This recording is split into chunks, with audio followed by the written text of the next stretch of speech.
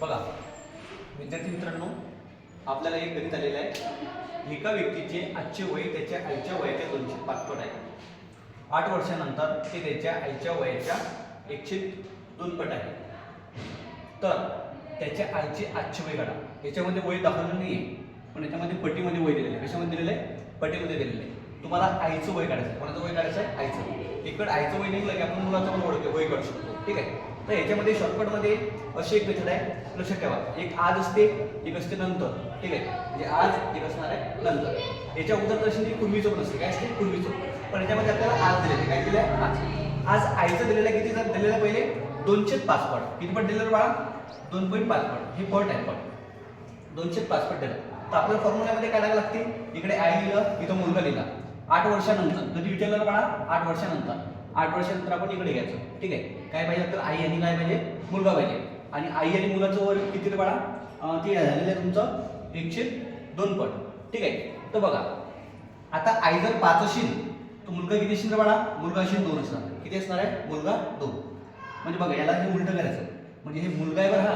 हे आई आणि हे काय असणार आहे? मुलगा असणार आहे. बघा, त्याच्या आईच्या वयाच्या 205 आहे. म्हणजे मुलगा 205 आहे. मुलगा जर 205 असेल तर आई काय असणार आहे? 5 असणार. आई काय असणार आहे आपली? 5. मुलगा किती असणार आहे? 2.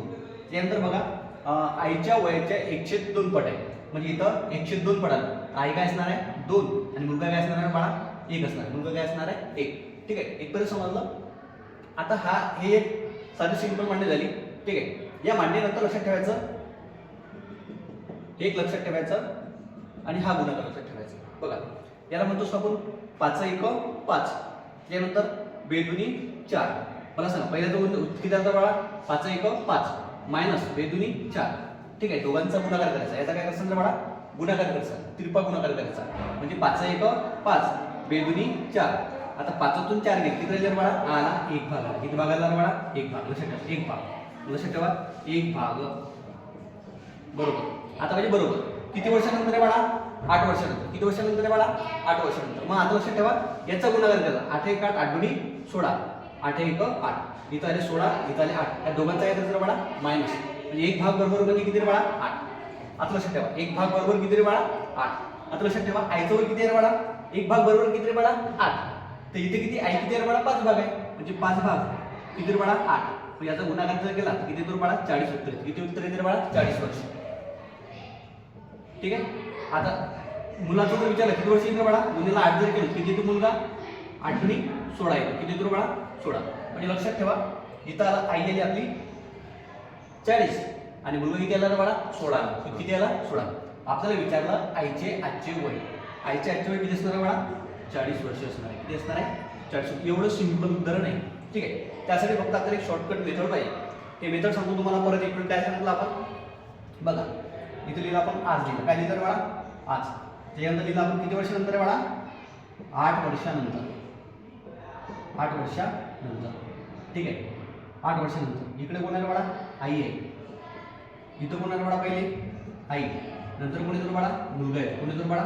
मुलगा. लक्षात ठेवा, इथं आली आई, इथं काय आपला मुलगा. काय आला बाळा? मुलगा. हे शॉर्ट ट्रिक आहे. ठीक आहे. आपल्याला पाहिजे 205 पट. 205 पट म्हणजे मुलगा आहे हा 205 पट. म्हणजे आईचं किती येतो बाळा? आई येतो 5 आणि मुलगा किती येतो बाळा? 2. आणि हे येतं समजा 102 पट. 102 पट आई आली आपली. आई आली आपली किती बाळा? 2. आणि मुलगा किती आला बाळा आपला? 1 आला. किती आला बाळा? 1. आता पहिले दूरचा घ्यायचा. या दूरचा काय करतात बाळा? गुणाकार. बघा, 5 1 5. इथं लिहितो 5 गुणिला 1 बरोबर किती रे बाळा? 5. ठीक आहे. दुसरा बेदुनी 4. 2 गुणिला 2 किती येतात रे बाळा? 4 येतात. आता याचे काय करायचं? वजाबाकी करायची. 5तून 4 गेले, किती राहिले बाळा? 1. म्हणजे भाग आले. किती भाग आले बाळा आपल्याकडे? 1 भाग आला. मी इथं लिहितो 1 भाग.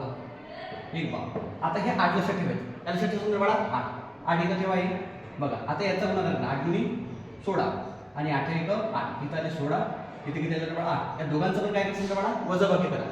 मला सांगा 16 मधून 8 गेली, किती राहतात रे बाळा? 8. किती राहतात रे बाळा? 8. म्हणजे 1 भाग बरोबर किती रे बाळा?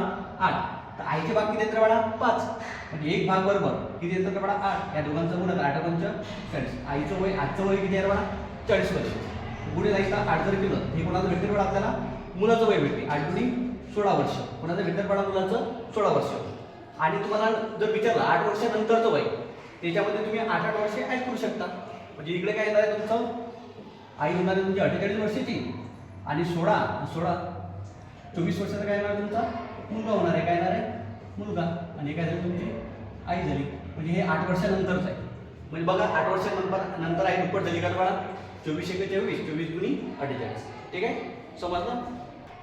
बघा समजलं, एवढी सोपी पद्धत आहे. आपल्याला शालेय जीवनामध्ये कोण होतं, आपल्याला एक्स घेऊन करावं लागते. काय करावं लागतं मला, एक्स घेऊन.